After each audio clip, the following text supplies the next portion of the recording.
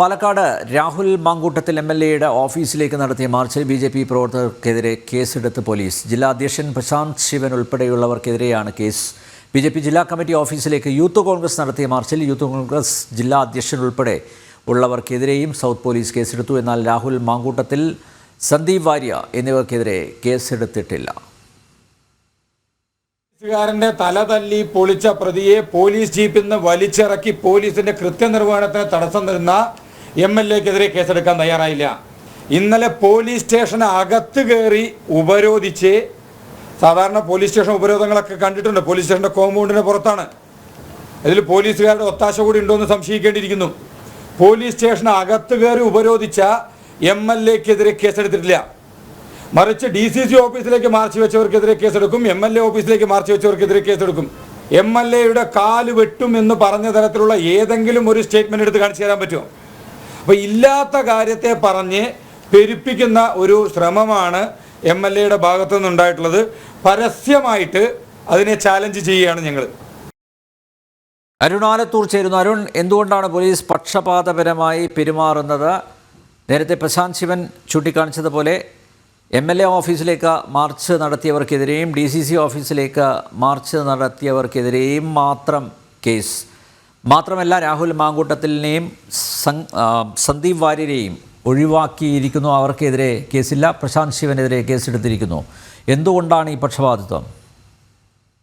അനിൽ നമ്പ്യാർ, പോലീസിന്റെ ഭാഗത്തു നിന്നും കോൺഗ്രസിന് എതിരെ കൃത്യമായ കേസെടുക്കുന്നില്ല എന്നുള്ളത് തന്നെയാണ് BJPയുടെ പരാതി.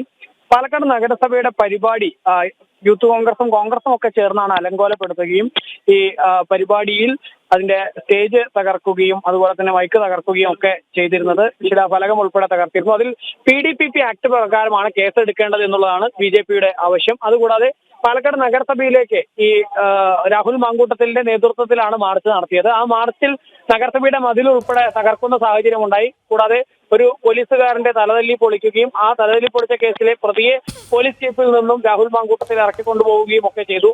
ഈ വിഷയത്തിലും PDPP ആക്ട് ഉൾപ്പെടെ ചുമത്തി രാഹുലിനെതിരെ കേസെടുക്കണം എന്നുള്ളതാണ് BJP പ്രധാനമായിട്ടും ആവശ്യമായിട്ട് ഉന്നയിക്കുന്നത്. അതുകൂടാതെ ഇന്നലെ രാഹുൽ മാങ്കൂട്ടത്തിന്റെ നേതൃത്വത്തിൽ പാലക്കാട് സൗത്ത് പോലീസ് സ്റ്റേഷൻ ഉപരോധിക്കുകയും അവിടുത്തെ പോലീസിന്റെ കൃത്യനിർവഹണം തടസ്സപ്പെടുത്തുകയും ഒക്കെ ചെയ്തിരുന്നു. ഈ വിഷയങ്ങളിലൊന്നും രാഹുലിനെതിരെയോ കോൺഗ്രസ് നേതാക്കൾക്കെതിരെയോ ഒന്നും കൃത്യമായ വകുപ്പുകൾ ചുമത്തിക്കൊണ്ട് പോലീസ് കേസെടുക്കുന്നില്ല എന്നുള്ളതാണ് BJPയുടെ വലിയ പരാതിയായിട്ട് ഉന്നയിക്കുന്നത്. അതുകൂടാതെ തന്നെ BJPക്കാർക്കെതിരെ കൃത്യമായി പോലീസ് കേസെടുക്കുകയും ചെയ്യുന്നു എന്നുള്ളതാണ് MLA ഓഫീസിലേക്ക് നടത്തിയ മാർച്ചിലും അതുപോലെ തന്നെ DCC ഓഫീസിലേക്ക് നടത്തിയ മാർച്ചിലും ഒക്കെ BJPയുടെ ഈസ്റ്റ് ജില്ലാ അധ്യക്ഷനായ പ്രശാന്ത് ശിവനെതിരെ ഉൾപ്പെടെ പോലീസ് കേസെടുത്തിരിക്കുന്ന സാഹചര്യമുണ്ട്. അതേസമയം തന്നെ ഇതുമായി ബന്ധപ്പെട്ട് കോൺഗ്രസിന്റെ സന്ദീപ് വാര്യർക്കെതിരെയും അതുപോലെ തന്നെ രാഹുൽ മാങ്കൂട്ടത്തിനെതിരെയും ഒന്നും കൃത്യമായ വകുപ്പുകൾ ചുമത്തി കേസെടുക്കുന്നില്ല എന്നുള്ളതാണ് BJP ഈസ്റ്റ് ജില്ലാ അധ്യക്ഷനായ പ്രശാന്ത് ശിവൻ ഉൾപ്പെടെ പറയുന്നത്. ഏതായാലും ഇപ്പോൾ പാലക്കാട് സൗത്ത് പോലീസ് സ്റ്റേഷനിൽ സർവകക്ഷി യോഗം വിളിച്ചു ചേർത്തിട്ടുണ്ട്. BJPയുടെയും CPMന്റെയും ഒക്കെ പ്രതിനിധികൾ ഇപ്പോൾ സർവകക്ഷി യോഗത്തിൽ പങ്കെടുക്കുന്നുണ്ട്. ആ സർവകക്ഷി യോഗത്തിൽ ഏതായാലും BJP ഇക്കാര്യങ്ങളൊക്കെ ഉന്നയിക്കും എന്നുള്ളതാണ് വ്യക്തമാക്കിയിരിക്കുന്നത്. പാലക്കാട് രാഹുൽ മാങ്കൂട്ടത്തിൽ MLAയുടെ ഓഫീസിലേക്ക് നടത്തിയ മാർച്ചിൽ BJP പ്രവർത്തകർക്കെതിരെ കേസെടുത്ത് പോലീസ്. ജില്ലാ അധ്യക്ഷൻ പ്രശാന്ത് ശിവൻ ഉൾപ്പെടെയുള്ളവർക്കെതിരെയാണ് കേസ്. BJP ജില്ലാ കമ്മിറ്റി ഓഫീസിലേക്ക് യൂത്ത് കോൺഗ്രസ് നടത്തിയ മാർച്ചിൽ യൂത്ത് കോൺഗ്രസ് ജില്ലാ അധ്യക്ഷൻ ഉൾപ്പെടെ ഉള്ളവർക്കെതിരെയും സൗത്ത് പോലീസ് കേസെടുത്തു. എന്നാൽ രാഹുൽ മാങ്കൂട്ടത്തിൽ, സന്ദീപ് വാര്യ എന്നിവർക്കെതിരെ കേസെടുത്തിട്ടില്ല. പോലീസ് പക്ഷപാതിത്വത്തോടെ പെരുമാറുന്നു. അരുൺ ആലത്തൂരാണ് വിവരങ്ങൾ നൽകിയത്.